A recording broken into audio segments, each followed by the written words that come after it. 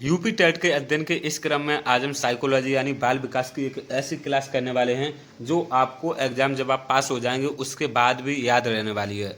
तो ये जो क्लास है ये आपके लिए बहुत महत्वपूर्ण है और सबसे बड़ी बात तो ये है कि इस क्लास में आपको 15 मिनट के अंदर इतना कंटेंट मिल जाएगा, 15 से 20 मिनट में, जितना आपको एक मैराथन क्लास में 3 से 4 घंटे में मिलता है। तो मैं इतना तो समझ ही सकता हूँ कि आप लोग भी समझदार हैं कि किस तरीके से आपको एग्ज़ाम के टाइम पे पढ़ाई करनी है। अब आपका एग्ज़ाम ज़्यादा दूर नहीं है, बिल्कुल पास पे आ चुका है।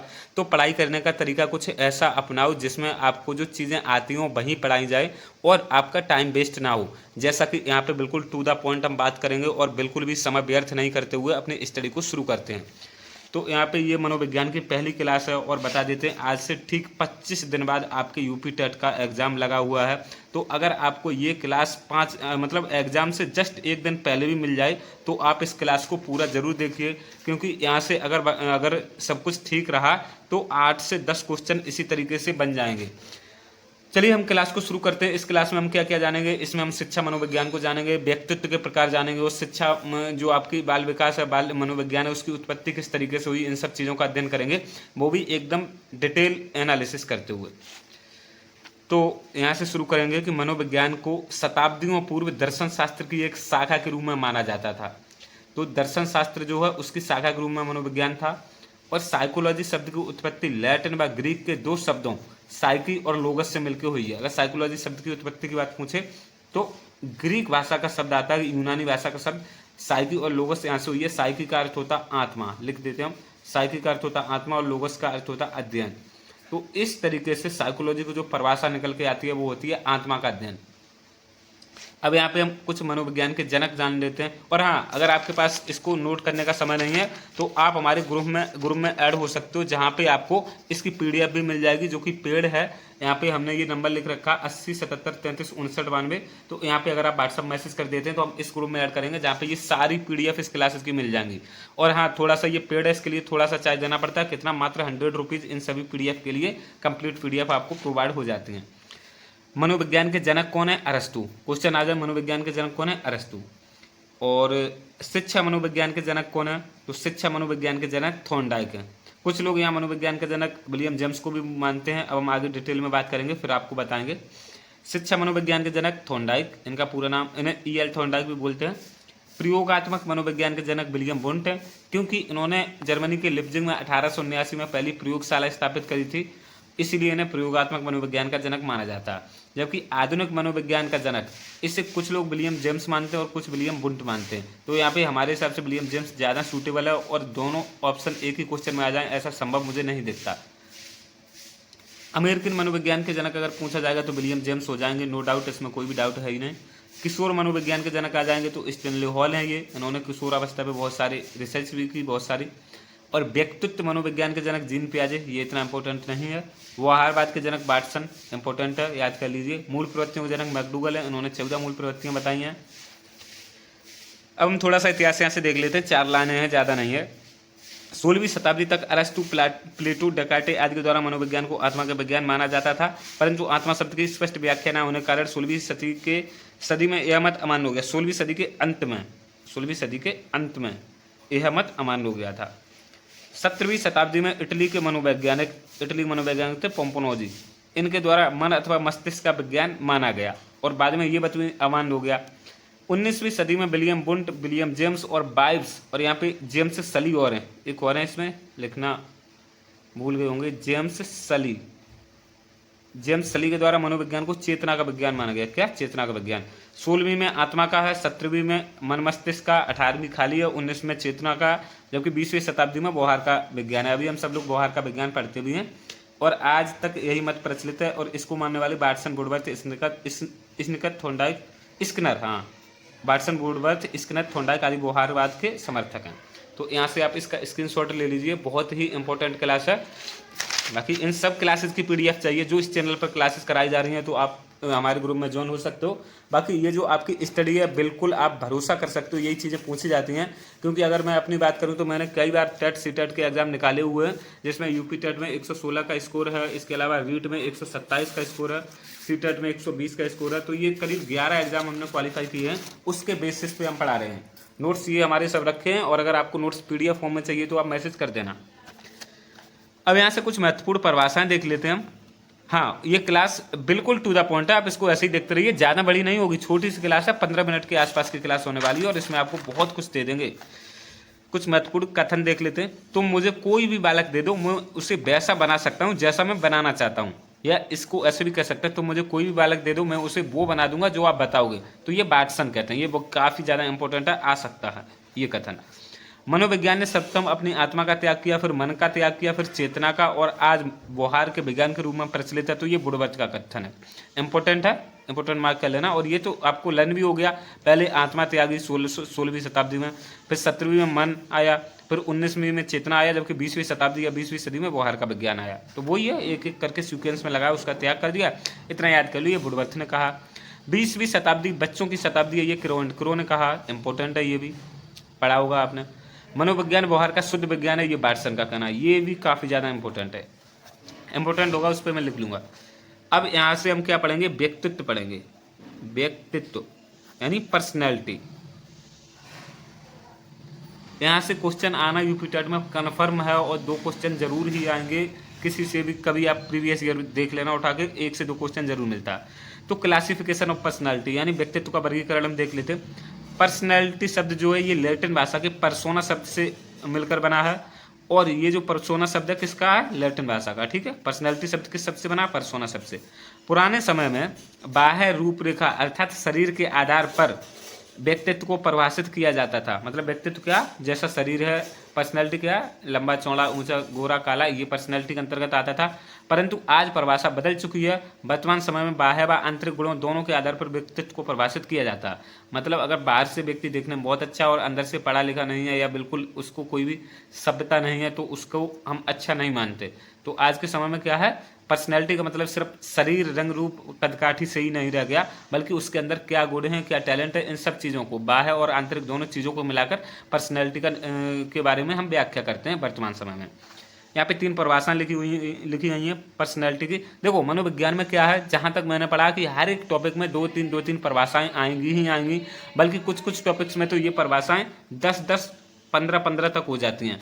जबकि आप देखना बुद्धि में वहाँ पे कम से कम 10 परिभाषाएं आपको याद करनी होगी, और शिक्षा मनोविज्ञान में भी काफ़ी परिभाषाएं याद करनी होंगी। तो परिभाषाएं तो हर एक टॉपिक में मिलती ही हैं, इसी बात का ये आपकी बाल विकास है। तो यहाँ पे जो ऑलपोर्ट है, ऑलपोर्ट महोदय क्या कहते हैं कि व्यक्तित्व उन मनोदैहिक व्यवस्थाओं का गत्यात्मक संगठन है जो वातावरण के साथ समायोजन स्थापित कर लेता है। इसमें से ऑलपोर्ट की परिभाषा में से कोई एक ट्रिक निकाल लो, मनोदैहिक निकाल लो, तो मनोदैहिक व्यवस्थाओं का गत्यात्मक संगठन आएगा, तो ऑलपोर्ट है, ऐसे कर लो।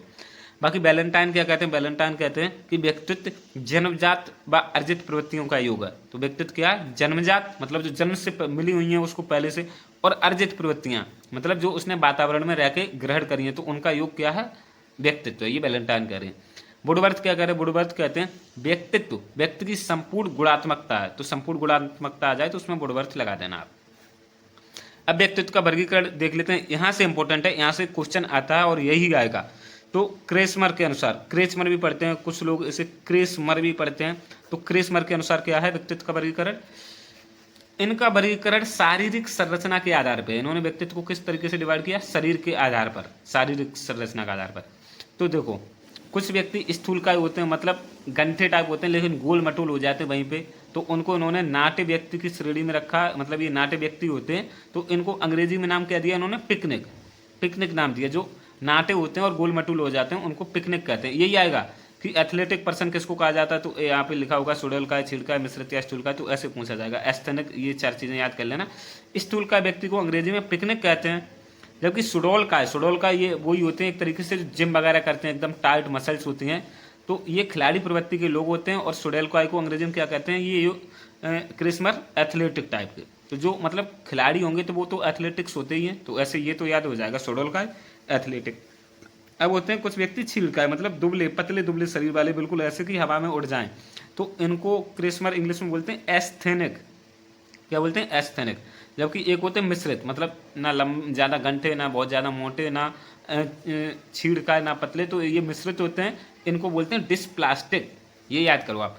स्थूलकाय पिकनिक बोलते हैं, जबकि स्थूलकाय कौन, गंठे गोल मटोल हो जाते हैं वहीं पे, उनको पिकनिक।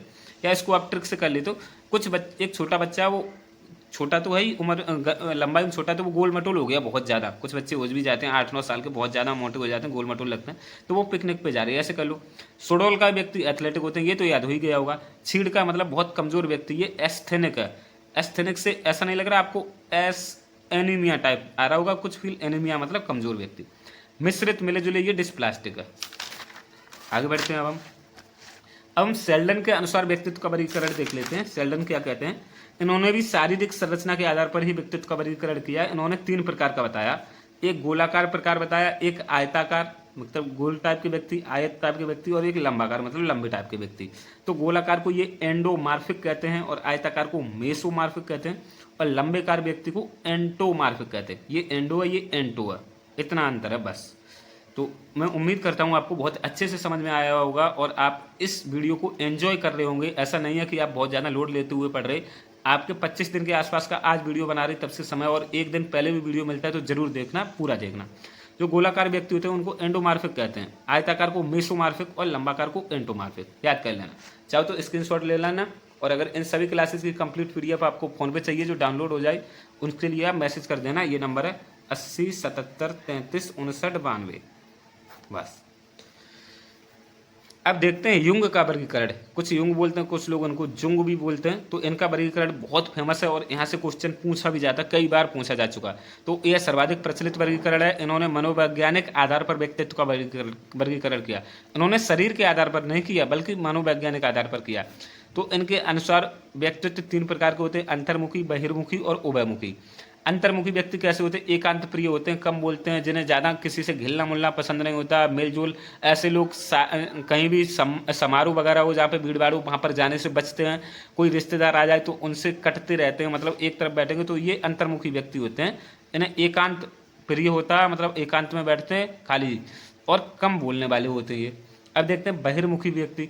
तो ये व्यक्ति सामाजिक टाइप के व्यक्ति होते हैं, बोलने वाले, खूब बोलते हैं, सबसे घिल मिल जाते हैं, सबसे दोस्ती कर लेते हैं, किसी भी अजनबी व्यक्ति से कुछ भी बात कर लेते हैं बहुत अच्छे तरीके से, जिससे वो भी बुरा नहीं माने। तो ये समाज में घुले मिले होते हैं, तो इनको बहिर्मुखी व्यक्तित्व बोला जाता है। अब देखते हैं उभयमुखी व्यक्तित्व, मतलब उपरोक्त दोनों का मिश्रण। जैसे ये बिल्कुल नहीं बोलेगा, ये बहुत ज़्यादा बोलेगा, और यहाँ पे क्या होगा, संतुलित रहेगा। मतलब ना तो ऐसा होगा कि बिल्कुल ना बोले, ना तो ऐसा होगा सबसे बोले। मतलब वो जानता कि किससे किस तरीके से बोलना, लिमिटेड। तो इसको आपको याद हो गया होगा, यहाँ से जरूर क्वेश्चन पूछा जाएगा, आप जरूर अच्छे से समझ लीजिए। अब भारतीय दृष्टिकोण से भी कुछ व्यक्तित्व का वर्गीकरण है, क्योंकि भारत में ऐसा मत समझना कि दार्शनिक लोगों की कमी रही है। प्राचीन काल का भारत बहुत ही समृद्ध था और यहीं से पूरे विश्व में शिक्षा का प्रसार होता था। हमारा तक्षशिला, नालंदा, ये सब जो विक्रमशिला, ये विश्वविद्यालय थे, यहाँ पे दुनिया भर से बच्चे पढ़ने आते थे। हाँ, ये चीज़ है, आपने देखा होगा, एक सोशियोलॉजी यानी आपका समाज शास्त्र का एक नियम है, जो चीज़ आज सबसे ऊपर है वो चीज़ कल सबसे नीचे आएगी। कुछ ऐसा ही हमें लग रहा कि प्राचीन समय में भारत बहुत समृद्ध था और आज उसी तरीके से कहीं ना कहीं भ्रष्टाचार और इन सब चीज़ों में पढ़ के भारत काफ़ी ज़्यादा नीचे आ चुका है। जैसे आपने देखा होगा, बिहार एक समय बहुत ऊपर था, मगध का साम्राज्य, पूरी दुनिया का साम्राज्य वहीं से ऑपरेट होता था, मतलब एक बड़े भूभाग का। और आज की डेट में बिहार कैसा हो गया देख लीजिए। बिहार की धरती पर महात्मा बुद्ध, और ये आपके जैन महावीर स्वामी और चंद्रगुप्त मौर्य, चाणक्य, ये सब व्यक्ति रहे, बहुत ही ज़्यादा उन्नत थी, और आज की डेट में बहुत आ चुका कम। तो बाकी अब हम चलिए, आप ये बातें बाद में भी करेंगे, आपके पास एग्जाम का लिमिटेड समय है, इसलिए हम इसको देख लेते हैं। तो भारतीय दृष्टिकोण से व्यक्तित्व का वर्गीकरण ये है। 3 प्रकार के व्यक्तित्व बताए गए हैं, सतोगुण, रजोगुण और तमोगुण। सतोगुण में आएगा सर्वगुण संपन्न व्यक्ति। सतोगुण में कौन? सर्वगुण संपन्न व्यक्ति, बहुत अच्छा है, ईश्वरवादी, धर्म भक्ति करने वाला। और रजोगुण में कुछ गुण होते हैं इसके अंदर व्यक्ति का, और कुछ अवगुण वाला व्यक्ति। मतलब रजोगुण वाला व्यक्ति कैसा कहा जाएगा? ऐसा व्यक्ति जिसमें कुछ गुण हो और कुछ अवगुण हो। जबकि सत्वगुण वाला व्यक्ति किसको कहा जाएगा? जो सर्वगुण संपन्न हो, मतलब एकदम कंप्लीट, बहुत अच्छे तरीके से, कुछ भी गलत काम ना करता हो। जबकि तमोगुण वाला व्यक्ति किसको कहा जाएगा? जो दुष्ट हो, राक्षस प्रवृत्ति का व्यक्ति हो, ऐसा शराब नशा करता हो, जुआ खेलता हो, इस तरीके से तमोगुण वाला है। तो हम शिक्षा मनोविज्ञान को भी देख लेते हैं, थोड़ा सा समय लगेगा, ज़्यादा नहीं लगेगा, और यहाँ से भी क्वेश्चन आपका आना कन्फर्म ही है। तो देख लेते हैं। शिक्षा मनोविज्ञान की उत्पत्ति 1900 ईस्वी में मानी जाती है, और बाद में थॉर्नडाइक, जेड और टर्मन, इन सब के प्रयासों से 1920 में शिक्षा मनोविज्ञान को स्पष्ट रूप प्राप्त हुआ। अगर क्वेश्चन आ जाए शिक्षा मनोविज्ञान की उत्पत्ति कब हुई, तो 1900 ईस्वी में। शिक्षा मनोविज्ञान को स्पष्ट रूप कब प्राप्त हुआ? 1920 में। अगर क्वेश्चन आई कब हुई, तो 1900 लगाना, 1920 नहीं। थॉर्नडाइक को प्रथम शैक्षिक मनोविज्ञान माना जाता है, या फिर इसे शिक्षा मनोविज्ञान का जनक भी थॉर्नडाइक को ही माना जाता है। क्वेश्चन आ जाए प्रथम शैक्षिक मनोविज्ञान कौन है, तो थॉर्नडाइक है। या ऐसे आ जाए शिक्षा मनोविज्ञान का जनक किसको माना जाता है, थॉर्नडाइक लगा देना। ये अमेरिका के थे, उन्होंने बिल्ली पर प्रयोग किया था। शिक्षा में मनोवैज्ञानिक दृष्टिकोण का सूत्रपात रूसो ने किया था। मतलब शिक्षा में भी मनोविज्ञान को लागू करने का जो फॉर्मूला है, स्टार्टिंग है, ये रूसो महोदय ने करी थी। इनकी एमिल पुस्तक है, याद कर लेना, रूसो की एमिल है। और रूसो क्या कहते हैं, बालक एक पुस्तक के समान है जिसका अध्ययन प्रत्येक अध्यापक को करना चाहिए। और ये कथन कई बार कई विभिन्न परीक्षाओं में पूछा भी जा चुका है, इसको याद कर लो। मानव व्यवहार का अध्ययन कर उसमें परिवर्तन करना या फिर परमार्जन करना ही शिक्षा मनोविज्ञान है। ये परिभाषा शिक्षा मनोविज्ञान की। शिक्षा मनोविज्ञान की डेफिनेशन क्या, कि मानव के व्यवहार का अध्ययन करेंगे और उसमें परिवर्तन करेंगे, मतलब कुछ गलत है तो उस अच्छा करेंगे, परमार्जन करेंगे, उसको मतलब उन्नतोत्तर प्रक्रिया की तरफ उसको लेकर चलेंगे, उसका विकास करेंगे। यही शिक्षा मनोविज्ञान का मेन उद्देश्य है। तो शिक्षा मनोविज्ञान की यहाँ पे 3 परिभाषाएं ली हुई हैं। जैसा कि मैंने पहले भी बताया, किसी भी टॉपिक को लोगे तो वहाँ पे परिभाषाएं आ गई और 4 से 5 परिभाषाएं आपकी पूछी भी जाती हैं। 3 परिभाषाएं तो कन्फर्म आनी ही आनी है आपके यूपी टेट में। क्रो एंड क्रो क्या कहते हैं शिक्षा मनोविज्ञान के संबंध में, शिक्षा मनोविज्ञान व्यक्ति के जन्म से लेकर वृद्धावस्था तक के सीखने के अनुभवों का वर्णन करती है। कितनी सरल है, पूरी परिभाषा याद नहीं करनी, क्योंकि आपका कोई रिटन एग्जाम तो है नहीं, आपका ऑब्जेक्टिव एग्जाम है। थोड़ी सी ट्रिक लगा लो। क्रो एंड क्रो क्या कहते हैं, जन्म से लेकर वृद्धावस्था तक, मृत्यु नहीं वृद्धावस्था तक सीखने के अनुभवों का वर्णन शिक्षा मनोविज्ञान करती है। स्किनर क्या कहते हैं, शिक्षा मनोविज्ञान मानवीय व्यवहार का शैक्षिक परिस्थितियों में अध्ययन करती है। मतलब शैक्षिक परिस्थितियों में अध्ययन करेगी, वो कौन करे, स्किनर। जबकि एक पिल का कथन है, शिक्षा मनोविज्ञान शिक्षा का विज्ञान है। ये उतना इंपॉर्टेंट नहीं है, बाकी ये दोनों इंपॉर्टेंट है, स्टार मार्क कर लीजिए। तो आज के इस वीडियो में इतना ही, क्योंकि ये शिक्षा मनोविज्ञान की प्रकृति वगैरह यहाँ से आपके क्वेश्चन आने नहीं हैं। ये जब आप बीएड या डीएलएड कर रहे होते हैं, वहाँ पे इस तरीके से लिखते हैं, वहाँ पे इस तरीके से पढ़ाते हैं, यहाँ से कोई क्वेश्चन नहीं आएगा। फिर हम आपको 2 मिनट में पढ़ा देते हैं कि शिक्षा मनोविज्ञान की प्रकृति कैसी है। शिक्षा मनोविज्ञान एक विधायक विज्ञान है जो शिक्षा के कब, कहाँ, कैसे आदि के प्रश्नों का उत्तर ढूंढता है। इसमें नियमों वाले सिद्धांतों का प्रयोग किया जाता है। इसके सिद्धांत सार्वभौमिक होते हैं और इसके द्वारा भविष्यवाणी की जा सकती है। सिद्धांत सार्वभौमिक होते हैं, इसका मतलब हो सकता है कुछ लोगों को ना पता, वो बता देते हैं। सार्वभौमिक का मतलब होता है कहीं भी चले जाओ आप, वो सिद्धांत मिलेगा ही मिलेगा। जैसे 2+2 ये 4 होता है। आप अफ्रीका में चले जाओ, इंग्लैंड में, यूरोप में चले जाओ, ऑस्ट्रेलिया में चले जाओ, कहीं भी चले जाओ, ये 2+2 4 ही होता है। ये सार्वभौमिक कहलाता है। शिक्षा मनोविज्ञान का कार्य क्षेत्र क्या, कि शिक्षार्थी एक प्रक्रिया का केंद्र बिंदु होगा, ये बताती है शिक्षा मनोविज्ञान। सीखने की प्रक्रिया के बारे में इसमें अध्ययन करते हैं। मापन एवं मूल्यांकन का भी इसके अंतर्गत अध्ययन किया जाता है और सीखने की परिस्थिति किस प्रकार से बनानी है वो भी इसके अंदर ही आता है। और शिक्षक हेतु शिक्षा मनोविज्ञान की उपयोगिता क्या है वो देख लेते हैं। बालकों के चहुमुखी विकास हेतु उचित शिक्षण विधियों का चयन कर लेंगे हम। ऐसा शिक्षक बालकों के प्रति प्रेम, लगाव व सहानुभूति का भाव रखता है। कैसा शिक्षक, जिसको शिक्षा मनोविज्ञान का ज्ञान होगा, तो ऐसा शिक्षक बालकों के साथ प्रेम से पेश आएगा, लगाव सहानुभूति करेगा। ऐसा नहीं है दे डंडा, ऐसा नहीं है।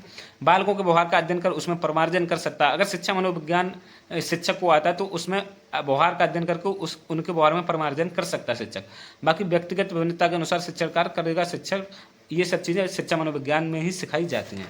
तो मैं उम्मीद करता हूँ आपको बहुत अच्छा लगा होगा ये वीडियो। इसी तरीके से डेली वीडियो आते रहेंगे जब तक आपका टेट का एग्जाम्स नहीं हो जाता है। इसलिए वीडियो को लाइक ज़रूर कर दो। मैंने पहली बार कहा कि लाइक कर दो, तो लाइक करके एक अच्छा सा कमेंट भी कर देना और चैनल को सब्सक्राइब कर देना। और PDF चाहिए तो ये जो नंबर लिखा हुआ, ये एक बार फिर से बड़ा लिख देते हैं, 80 77 33 59 92। मात्र 100 रुपीज़ पे करके आप इन सभी PDF को एक्सेस कर सकते हो। ग्रुप में आप जुड़ जाओगे। चलिए आज के इस वीडियो में इतना ही, मिलते हैं कल। तब तक के लिए आप सब लोगों का धन्यवाद।